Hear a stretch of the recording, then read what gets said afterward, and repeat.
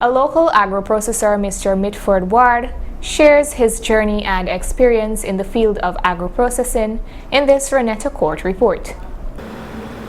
Entrepreneur and owner of Wardy's agro-processing establishment located on the east bank of Berbice in Glasgow Housing Scheme, Mr. Mitford Ward has been in the business of agro-processing for a number of years. I started agro-processing way back in the early 80s. I was mainly milling corn and producing plantain flour. And I must give credit to the Almighty, who I would say inspired me at that time. Many might not know what transpired in the mid-80s or the early 80s, but that was a time when we had a restriction on certain products coming from overseas, for example, flour. When I started producing cornmeal and other flours, nobody knew what was to come upon Guyana at that time. And so after the flour shortage, we couldn't get flours through the normal channels. That was a time when the contraband trade was booming.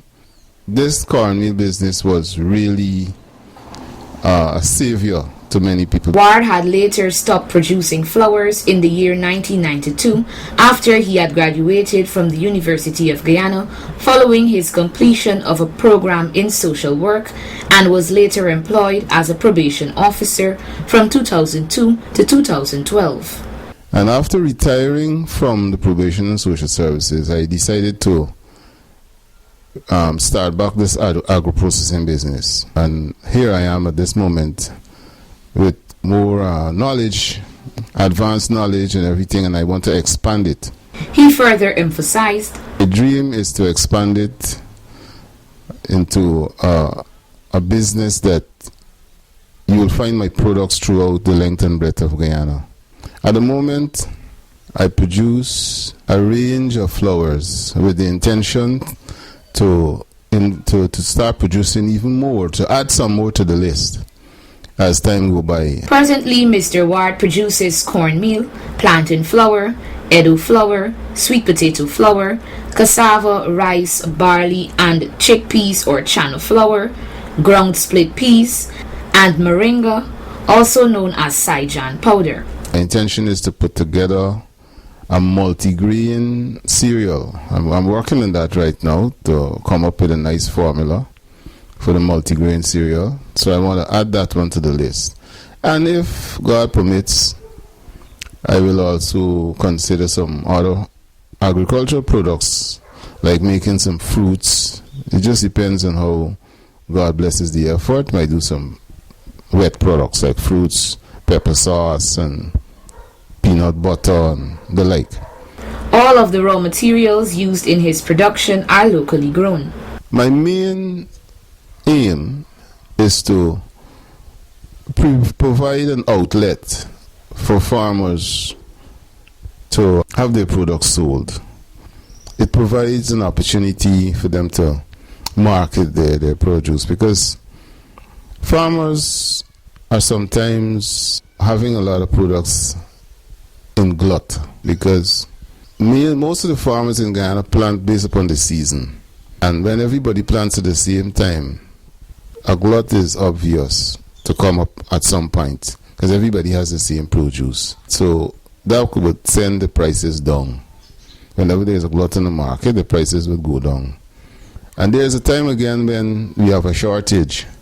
So processing these stuff into a form where you could increase the shelf life, makes them available to the consumer, and also it gives the farmer an outlet when the product is in a glut. When asked about the number of workers at his establishment, he gave these comments. At the moment, the staffing is small. It's just myself and wife and one temporary worker. There are times when the work gets overwhelming for the two of us, and we have one young lady who would come along and assist sometimes with the peeling of the ground provision and the fanning or processing, cleaning of the corn. After complying with the requirements of the Guyana Food and Drug Department, Mitford obtained a manufacturer's license early in 2019. He later shared some details on the process of making raw materials finished products. Production is important. As you come in with the raw materials, you must first enter into the raw material storeroom. Right? Now this here is where I store my raw materials. You can see I have them all in these barrels, right? Where they're protected from insects and rodents, right? So the first thing is the raw material storage. From the raw material storage area, you come into the processing area, right? Now, as food processing, doing it in a hygienical manner, you have to have clean hands. So the worker will come to the wash hand sink, where they have to wash their hands, right, before commencing work. They will have to wear the appropriate clothing, aprons and caps, right? So you wash your hands, and then in this area you have another sink where the washing of all the washing of the products will be done here, right? The peeling and the chipping will be done in this area also, right? And then we proceed to the drying area. After drying, right,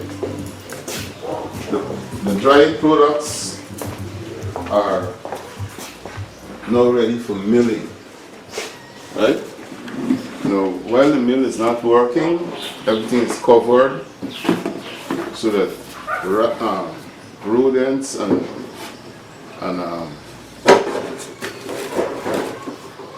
roach or other insects cannot get into the mill.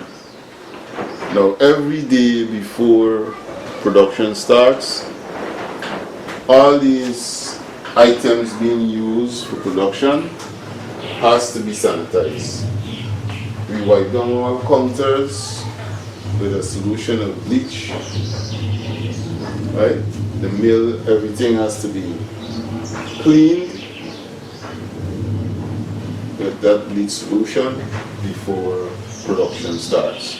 The grains or whatever is dry to be milled, right?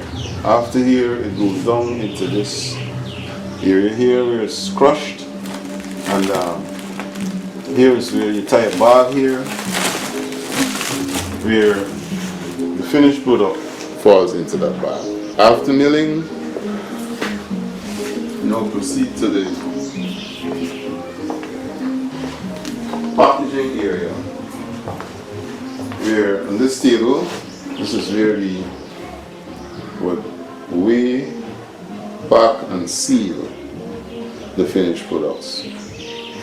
Now, after that is done, we now have here the finished product storage area, where everything is stored in the finished form. Wardy's agro-processing products can be found at supermarkets and shops in and around New Amsterdam, or purchased from his establishment at a retail price of $200 and wholesale $175. Mr. Ward also shared some pointers on how to achieve a successful agro-processing business. For someone getting involved in agro-processing, I think first of all you need to have a love for it. You have to love people also, because you have to recognize that you're producing food, which is a very important item for survival. So you have to be concerned about the hygiene, the conditions under which you manufacture the food, the quality of the food, right? And you have to be very disciplined and consistent with quality. be reasonable, because recognize that food is an important, one of the most important elements for life. He continues to produce several varieties of flowers and wishes to one day expand his business. Reporting for Channel 8 News, Renetta Kurt.